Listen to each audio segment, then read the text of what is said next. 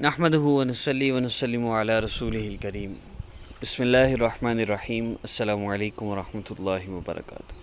Islamic hub official کے معزز سامعین، اسلامک ہب آفیشیل پر 4 بجے اور آسان وظیفہ آفیشیل جو میرا چینل آپ دیکھ رہے ہیں، اس چینل پر 5 بجے بیسک ایک وظیفہ اپلوڈ کیا جاتا ہے۔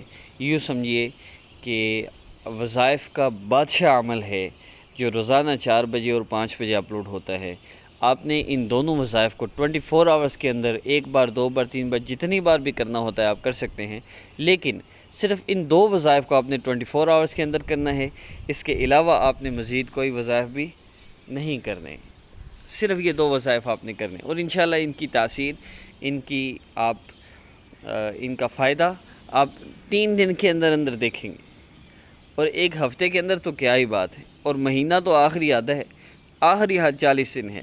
40 دن کے اندر اندر انشاءاللہ آپ کا بڑے سے بڑا مسئلہ حل ہوگا۔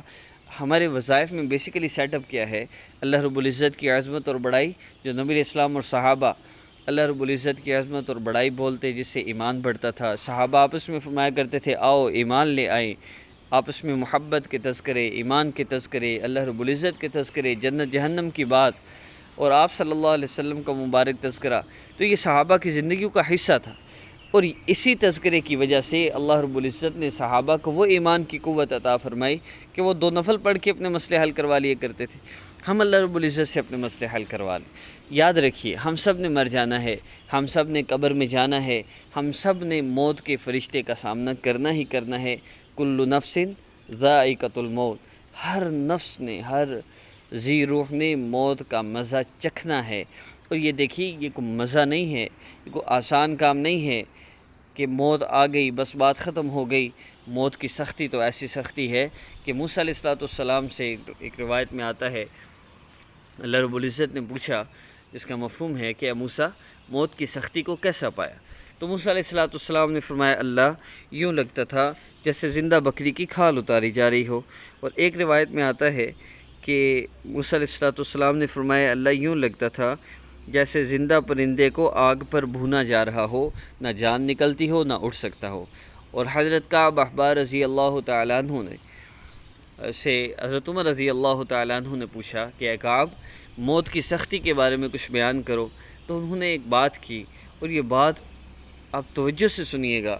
حضرت کعب احبار رضی اللہ تعالیٰ عنہ نے فرمایا کہ امیر المؤمنین، ایک کانٹے دار ٹہنی کو کسی کے جسم کے اندر داخل کر دیا جائے، ایک کانٹے دار ٹہنی آپ تصور کیجئے کسی انسان کے جسم میں داخل کر دی جائے، اور وہ جسم کے ہر حصے میں پہنچ جائے، اور جسم کا ہر حصہ، ہر عضو، ہر گوشت، ہر بوٹی، ہر وین اس ٹہنی کے ساتھ جڑ جائے، اور ایک دم اس کو باہر کھینچ لیا جائے، تو جو حالت جسم کی ہوگی، یہ حالت روح کی ہوتی ہے۔ یہ موت کی سختی ہے۔ یاد رکھیے، آج ہمیں ہاتھ پہ کچھ لگ گیا، پاؤں پہ کچھ لگ گیا، تو یہ ہماری جسم کو تکلیف ہوتی ہے۔ جسم کی تکلیف کی وجہ سے روح کو تکلیف ہوتی ہے، لیکن روح کی تکلیف جسم کی تکلیف سے زیادہ ہوتی ہے۔ روح کی تکلیف بہت زیادہ ہے، اور آپ سوچئے کہ جب سارا ہی اٹیک روح پہ ہو رہا ہو، اس موت کے وقت کیا حالت ہوگی۔ عیسیٰ علیہ السلام اپنے حواریوں کے ساتھ جا رہے ہیں، اور ایک جگہ راستے سے گزرتے ہوئے قبرستان آتا ہے، تو ساری بات کا مفہوم ایک حواری نے کہا، اے اللہ کے نبی علیہ السلام، آپ ہمیں دکھائیے کہ قبر میں جانے والوں کی کیا حالت ہوتی ہے، اور یہ کس حال میں ہوتے ہیں۔ تو حضرت عیسیٰ علیہ السلام نے ایک قبر کی طرف اشارہ فرمایا، کم بِإِذْنِ اللہ، اللہ کے حکم سے کھڑا ہو جا۔ تو اس قبر میں سے ایک مردہ نکلا، جو انتہائی خوبصورت حالت میں، اور مطلب نیکیوں کا اثر اس کے چہرے سے نظر آ رہا تھا، بہت اچھی حالت میں تھا۔ عیسیٰ علیہ السلام نے پوچھا، کیا حال ہے؟ میں 100 سال ہو گئے قبر میں آئے ہوئے، یہاں ٹھیک ہوں، لیکن 100 سال ہو گئے، موت کی تکلیف ابھی تک ختم نہیں ہوئی۔ کسی انسان پر 100 تلواروں سے اکٹھے وار کیے جائے، اس کو اتنی تکلیف نہیں ہوتی جتنی موت کے وقت کسی انسان کو ہوتی ہے۔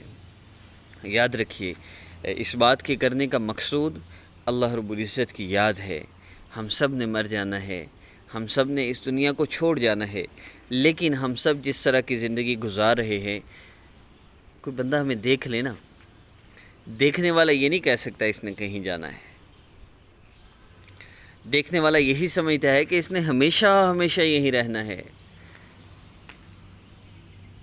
میں اور آپ اپنا محاسبہ خود بھی کر سکتے ہیں۔ کیا جس طرح ہم زندگی گزار رہے ہیں، کیا ہمیں لگتا ہے کہ ہم جانے کی تیاری کر رہے ہیں؟ آپ کمنٹ میں ضرور بتائیے گا، اور یہ بھی بتائیے گا، فرض کر لیجئے ایک محاسبہ ہے، آج کی رات اس ویڈیو کو سننے کے بعد جب بھی آپ سن لیں، نیکسٹ جو رات آ رہی ہے، یہ رات میری اور آپ کی آخری رات ہے۔ ہم نے صبح نہیں اٹھنا۔ کیا ہماری تیاری ہے؟ کیا ہماری نمازیں مکمل ہیں؟ کیا ہمارے روزے مکمل ہیں؟ ہم صاحب استطاعت تھے، کیا ہم نے حج کر لیا، زکوٰۃ دے دی؟ کیا ہم نے ماں باپ کی خدمت کی ہے؟ کیا اپنے رشتہ داروں کو راضی کر لیا؟ جن کی غیبت کی تھی ان سے معافی مانگ لی، جن کو ناراض کیا تھا ان کو راضی کر لیا، جن کو دکھ دیا تھا ان سے معافی مانگ لی؟ دیکھیے، میں اکثر ویڈیوز میں عرض کرتا ہوں کہ ہمارے مسائل کی وجہ ہماری آخرت کا خراب ہونا ہے۔ ہمارا مسئلہ یہ ہے، ہماری آخرت تباہ ہو چکی ہے اور ہم دنیا کے مسئلوں میں گھسے ہوئے ہیں، وظیفے پہ وظیفہ کیے جا رہے ہیں، اور یوٹیوب پہ مختلف قسم کے وظیفے ایجاد کر کے ہمیں ذلیل کیا جا رہا ہے۔ کبھی کن فیکون کی نماز نکل آتی ہے، کبھی کوئی وظیفہ، کبھی تسبیح والے استخارے نکل آتے ہیں، کبھی فال نکالنے والے آ جاتے ہیں، کبھی محبت میں پاگل کرنے والے آ جاتے ہیں۔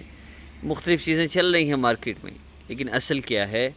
اصل تو اللہ رب العزت کا تعلق ہے، اللہ پاک کو یاد کرنا ہے اور اللہ رب العزت سے مانگنا ہے۔ اللہ پاک چاہتے یہ ہیں میرا بندہ میرے قریب آئے، اور بندہ وظیفے کرتا رہتا ہے، 1.25 لاکھ مرتبہ یہ پڑھ لو، 1000 مرتبہ یہ صورت پڑھ لو، اور یہ کر لو، ایسا کر لو، ویسا کر لو۔ ان چیزوں کے پیچھے تو اس بندے کا دھیان ہے، لیکن یہ دھیان نہیں ہے کہ میں اپنے رب کو راضی کر لوں، میں ان اعمال کو اپنا لوں جس سے میرا رب مجھ سے راضی ہو جائے، میرے مسئلوں کو حل فرما دے۔ تو اسلامی خبر آسام وظیفہ آفیشیل پر روزانہ جو 2 وظائف اپلوڈ ہوتے ہیں، ان کا بیسک مقصد اللہ رب العزت کا تذکرہ اتنا کم از کم ہو جائے ایک دن میں ہمارا، کہ ہمارے ایمان کی سطح بڑھے۔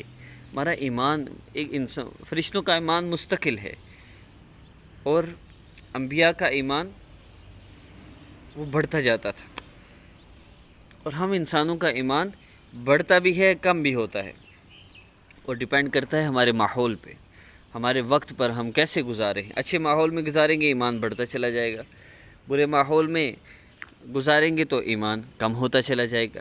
اب ان وظائف کو، ان ویڈیوز کا بیسک مقصد ہی یہ ہے کہ جتنی دیر آپ نے اللہ رب العزت کی بات سنی ہے، قبر کی، موت، آخرت کی بات سنی ہے، آپ کا ایمان ضرور بڑھا ہے، اور یہی اصل مقصود ہے۔ یہی وہ ایمان ہے جس کے بعد صحابہ 2 نفل پڑھتے تھے، مسئلے حل کروا لیتے تھے۔ یہی وہ ایمان ہے جس کے بعد صحابہ یا ارحم الراحمین کہتے تھے اور فرشتے مدد کو اتر آتے تھے۔ اس لیے روزانہ کی ویڈیو ہرگز مس نہ کریں۔ 4 بجے اسلامی خبر پر، 5 بجے آسان وظیفہ آفیشیل پر ویڈیو اپلوڈ ہوتی ہے، ضرور دیکھیے۔ اور سب سے پہلا ہماری ویڈیوز کا سیٹ اپ ہے اللہ رب العزت کی عظمت اور بڑائی، قبر، حشر، آخرت کی بات، نبی علیہ الصلوۃ والسلام کا تذکرہ۔ دوسرا سٹیپ وہ ہے 3 مرتبہ درود پاک پڑھنا۔ کوئی بھی وظیفہ آپ کریں، اگر آپ نے نماز پڑھنی ہو تو 2 رکعت نفل پڑھ کے پھر عمل کریں، نماز نہ پڑھنی ہو تو اذان کے بعد عمل کریں۔ یہ بتایا جائے یا نہ بتایا جائے کریں، اس کے علاوہ کسی قسم کی شرطوں میں گھسنے کی ضرورت نہیں۔ کب کرنا ہے، کیسے کرنا ہے، کتنی دفعہ کرنا ہے، کیوں کرنا ہے، کہاں تک کرنا ہے، خدا کا واسطہ ہے، اللہ رب العزت سے مانگنے کے لیے کیوں ڈرامے لگائے ہوئے ہیں؟ مغرب کے بعد کرنا ہے، عشاء کے بعد نہیں کرنا۔ وہ جس ذات سے مانگنا ہے وہ نہ عشاء کے بعد ہوتی ہے، نہ مغرب کے بعد ہوتی ہے، نہ عصر کے بعد ہوتی ہے۔ اللہ تو ہر وقت جاگ رہے ہیں، لا تأخذہ سنۃ ولا نوم۔ کیوں اس طرح کی شرطیں؟ حقیقت پتہ کیا ہے؟ حقیقت یہ ہے، ہمارے جس طرح کی کرتوت ہے نا، اللہ نے بھی ایسے لوگوں کو ہمیں ذلیل کرنے کے رکھا، وہ خدا کا واسطہ ہے بس کر دیں یہ وظیفے،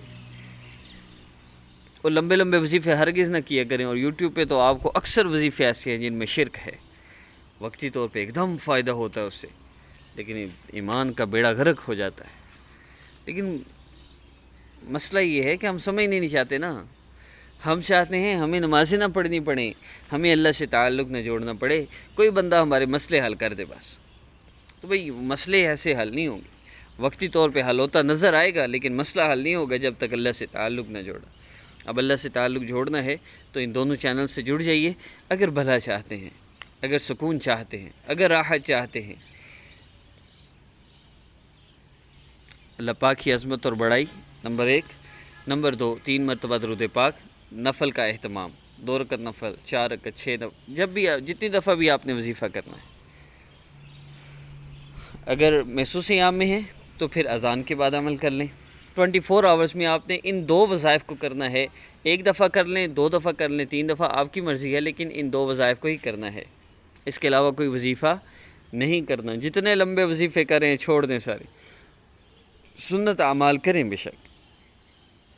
آپ صبح سورہ یاسین پڑھتے ہیں ضرور پڑھیں، آپ مغرب کے بعد سورہ ملک الف لام میم سجدہ پڑھتے ہیں ضرور پڑھیں، سورہ واقعہ پڑھتے ہیں ضرور پڑھیں، مسنون اعمال آپ ضرور کیجئے، لیکن باقی کچھ بھی نہ کریں، وظیفے چھوڑ دیں، اس عمل کو کیجئے۔ اللہ پاک کی عظمت اور بڑائی سن لی۔ اب آپ نے 3 مرتبہ درود پاک پڑھنا ہے، 2 رکعت نفل پڑھ لیں، اگر آپ محسوس عام میں نہیں ہیں اور نفل پڑھنے کا وقت ہے تو مغرب کے بعد پڑھ سکتے ہیں، عشاء کے بعد پڑھ سکتے ہیں، اور تہجد کے وقت پڑھ سکتے ہیں، سورج نکلنے کے بعد پڑھ سکتے ہیں، مختلف اوقات ہیں۔ اس کے بعد آپ نے 3 مرتبہ درود پاک پڑھنا ہے۔ درود پاک پڑھ کے آپ نے اللہ رب العزت سے ایک اسم مبارک یا مہیمن یا اللہ پاک کا اسم ذات ہے، اس میں صفات ہے، آپ نے اس اسم مبارک کو یوں پڑھنا ہے جیسے بچہ اپنی ماں کو پکارتا نا، یا مہیمن یا اللہ، یا مہیمن یا اللہ، یا مہیمن یا اللہ، یا مہیمن یا اللہ، یا مہیمن یا اللہ، یوں اللہ رب العزت کو آپ نے پکارنا۔ جب آپ کے دل کی کیفیت بدل جائے آپ دعا شروع کر دیں، 2 سے 5 منٹ، 10 منٹ، جتنی چاہے آپ دعا کریں، آخر میں درود پاک پڑھ لیں، بس اتنا سا عمل ہے، بس یہی آپ کے مسائل کا حل ہے۔ اور یہ جو پہلے 7-8 منٹ کی بات ہے، یہ ان وظائف کی گاڑی کو چلانے کا پٹرول ہے، اگر آپ اپنے مسائل کا حل چاہتے ہیں۔ اللہ رب العزت آپ سب کے سارے مسائل کو حل فرما دیں۔ خدا را یہ ریکویسٹ ہے، اپنی والدہ کا نام، اپنی تصویر کسی کو نہ دیں۔ جو آپ سے کہتا ہے ہم آپ کے مسئلے حل کرتے ہیں، ایسے لوگوں سے بالکل رابطہ نہ کریں۔ جب آپ ایسے لوگوں کے پاس اللہ کو چھوڑ کے جاتے ہیں، اللہ فرما رہے ہیں اولم یکفی بربک، کیا میں تیرا رب تیرے لیے کافی نہیں؟ ہم کہتے ہیں نہیں حضرت ہمارا مسئلہ حل کر۔ اللہ پھر ایسے ہی حضرات کے ہاتھوں ہمیں ذلیل کرتے ہیں، پھر وہ نام والدہ کا نام لے کر ذلیل کرتے ہیں، بلیک میجک کرتے ہیں، جنات مسلط کرتے ہیں، تصویر لے کر بلیک میل کرتے ہیں، پیسے لوٹتے ہیں، بلاک کر جاتے ہیں، یہ سب ہو رہا ہے۔ چلے دیکھتے ہیں آپ کب تک ان ساری چیزوں کے پیچھے بھاگتے ہیں اور کب تک آپ ہمارے وظائف کو سٹارٹ کر لیتے ہیں۔ اس حاجز کو اپنی دعاؤں میں یاد رکھیے گا۔ السلام علیکم ورحمۃ اللہ وبرکاتہ۔